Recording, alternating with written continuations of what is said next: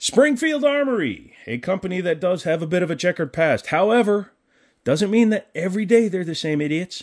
Today, we're going to take a look at one that I actually kind of enjoy, and it's one that you might want to consider, especially if you're trying to get a more well-known market version of a gun that's been out for a long time. In the 1930s, 1,000 apologies, I'm still getting over bronchitis. In the 1930s, John Moses Browning had started finalizing, that's an oxymoron for you, started finalizing his design for what he thought the ultimate 1911 was. Unfortunately, he died before it came to fruition, and an FN designer finished it for him. That's why the FN High Power also has the name of the designer attached to it, but for the life of me, all of a sudden, I can't remember it. But today, we are taking a look at an homage. Long time has passed since the original patents were designed. However, not that many American companies produced a high power. In fact, none of them did until recently when Girsan relaunched the MCP35, which actually is a relaunch of the Girsan B9 something, BR9, not the BR9, but the B9R.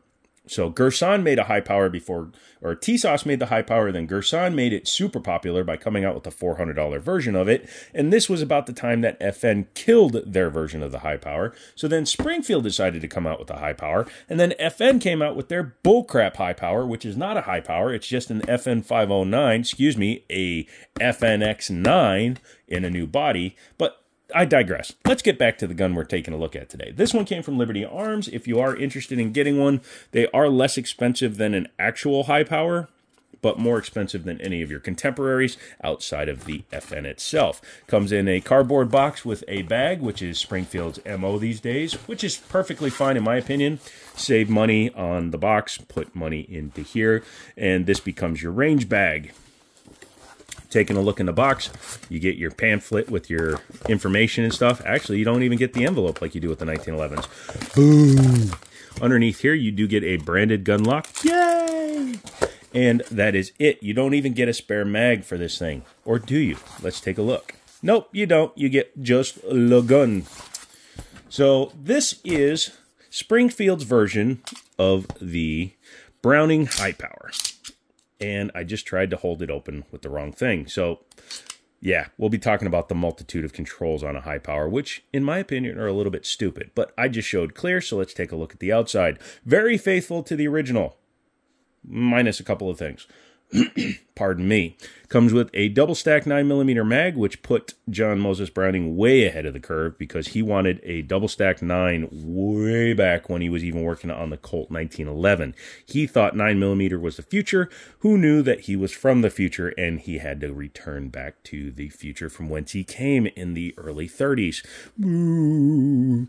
But for those of you that don't know, John Moses Browning considers this his 1911 perfected, or improved as he actually said it. So not constrained by the U.S. government's demands for a grip safety and several other components, such as easier or multitude of components, John Moses Browning designed the gun as if he was actually doing it. That's why up top it kind of looks 1911-y, and then it's got some obvious cuts and differences to it. Very much the same grip angle. In the front has an integrated backstrap because it is not a yoke system. It is a trigger bar system, which is one place I believe he failed us. Poor John Moses Browning failed me. But yeah, this is the one area where I believe that he sacrificed a bit. He also went and did the insane thing of designing the gun with a magazine disconnect. You'd think that a prolific gun manufacturer would, or gun designer would know that having a magazine disconnect can make a gun malfunction should you not accidentally do that. Because a mag disconnect can slow down your mag. Oh, it must be in. Well, this gun doesn't have one, but if it did, this gun would not fire then. So it's a little bit interesting. The overall design on this gun, like I said, is pretty true to the original outside of things that were actually improved versions later on down the line, like this style slide lock slide release. It was a little bit different back in the day. Like up here, it wasn't as pronounced on the original. Did not have a skeletonized hammer back in the day, and this safety is bigger than the original. It's much, much more flush fit. Pardon me, the sights are pretty rudimentary with It's my favorite style. It's single high-vis front with a blacked-out rear. These are a little bit improved. The standard ones are GI looking in appearance. Does not have a bushing on it. And I am off to the side of the gun for those of you that are about to say, oh, he pointed it right at himself. Number one, the damn thing is empty. I've already showed it's clear. But number two, I'm off to the side of the gun. But yeah, it does not use a bushing system. It uses his more traditional tilting locking action, but without having a removable guide rod from the front. In my opinion, that actually makes it better for weather, so you don't have extra places here for dirt to get in between like bushings and stuff. The barrel on this one is sitting flush. That is different from gun to gun. I've seen the Gerson high power, it sticks out a little bit. The FN high power is a FNX9, so we're not talking about that anymore. So it does have an external manual safety, no trigger safety, no grip safety. And once it's engaged, it does defeat the trigger. That is good because it prevents you from accidentally firing the gun when you don't mean to. Single action only, which the guns should always be, and that means all guns ever, everywhere, forever. Single action for life, unless you got a revolver. Then you can have double action. But yeah, I like that. The finish on there is very nice. I don't know about durability, but it seems to be really nice. I like the texturing on the grip. I like how they kind of flushed it into the back here, so it's designed to kind of mold into the gun. I like that. Yeah, what do you say we take a look at the trigger here? So it is a standard trigger bar, and it's a curved trigger. It's always funny to me when you pull the trigger and you reach the break point, and it makes the whole gun wiggle. Internally, it has a lot of play. And it's a $750 gun, by the way. And the SD9 that I looked at previously felt like it was a tighter gun, in my opinion. But yeah, let's go ahead and ghost that guy. So it comes, a little bit of take-up, and brakes. Very nice. Very light. Probably 4.5, maybe 5 pounds, which is very good. Reset. All the way back out. You can hear it crack, but I didn't feel anything. Yeah, and you hear that double click. I've seen this with a lot of modern guns. You hear that? 2 clicks? Yeah, unless you get both clicks, you're not resetting the gun. I'm going to try to stop it at that first one. Well, now, it's hard to get it to stop on that first click. Yeah, see, if you just go off the sound, you're not going to reset the gun. So that's a danger you have. You want to take her apart? Let's take her apart. So first thing you do, obviously, is you make sure that it's clear. I'm having a weak hands day because I've been on bed rest for a couple of weeks now. Bring it all the way back. So unlike a 1911, you have 2 notches on the slide. You bring it to the farthest forward one, lock it in place, push up a little bit on the slide lock slide release while pushing from the other side of the gun.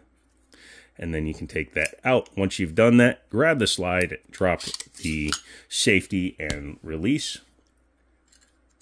You will need to pay attention because this guide rod has a unidirection to it. You cannot put it in any way you want. Non-captive guide rod, whatever. And then you have the short action tilting lockup, but it also uses locking lugs. So again, it was kind of the in-between period for this style of gun. Modern guns use this style lockup without locking lugs because they use breech lockup, so they have a squared chamber design, and it just locks up against it. Overall, not bad. You see what's not in there? You see what's not in there, kids? I'm sorry. Do you see? It's very greasy. Oh, no, it's in there. I was hoping it didn't have a firing pin block, but I think that's no, it does not. Cool. Sweet. Or does it? Nope, no firing pin block, kids. That is awesome. I like that. So that stays true to the original while eliminating the mag disconnect. That's great. The one downside is that, again, I tried putting my slide on this gun, and it does not fit. My barrel does not fit in this slide. So you don't have full compatibility with original high powers, but you might have compatibility with like the FEGs or the FMs, but an actual Belgian FN high power does not actually fit on this frame. Could be that they weren't wanting to duplicate it exactly, or they just couldn't duplicate it exactly because it's been so long since the original was designed. But looking inside there, very simple. There's your ejector, there's your hammer, Inside of here, you have your disconnector and your sear, and it's a very simple design. Yeah. Good job, John Moses Browning, with your ability to design a good firearm. And good job, Springfield, for being able to hit copy C, copy V. That would be copy paste for those of you that aren't in the know. Go ahead and take your guide rod, slide it back in there, your spring back in there. Again, you have to pay attention to which way this guy is clocked. You can usually tell by looking inside of here. You see the notch in the barrel. It's a little counterintuitive from what you would think it would be. Oh God, I'm gonna have to do this off camera just because of how tight the spring is. There we go. But the entire thing is going to be upside down from what you're thinking. You would think that the larger end would be on top, but no, the larger end is up against the barrel. Yeah, again, sorry, I have to do that off camera because if I didn't, this thing would go flying because I am a weak little munchkin. Put munchkin if you made it this far into the video. Go ahead and put your slide lock up. Excuse me, the guide rod, not the slide rod. It's a slide rod. And then you can bring it back, lock it into position. This is a lot easier than a 1911 because you don't have to worry about bushings or any of that crap. Go ahead and start your slide lock in there. Make sure to be gentle and not scratch the slide or the frame.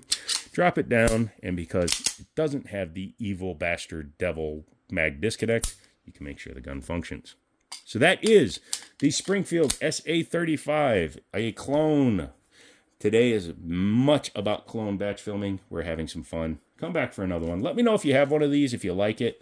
I don't intend to buy one for the channel. It's too much money for a gun that isn't any better than the one I already have. So, yeah, there's a TLDR that you had to watch all the way to the end till. It's a good gun, but if you actually own one, it's not worth buying. If you don't own one and you want to save a few $100, then it makes sense. Come back for the next one, and as always, I'll talk to you later.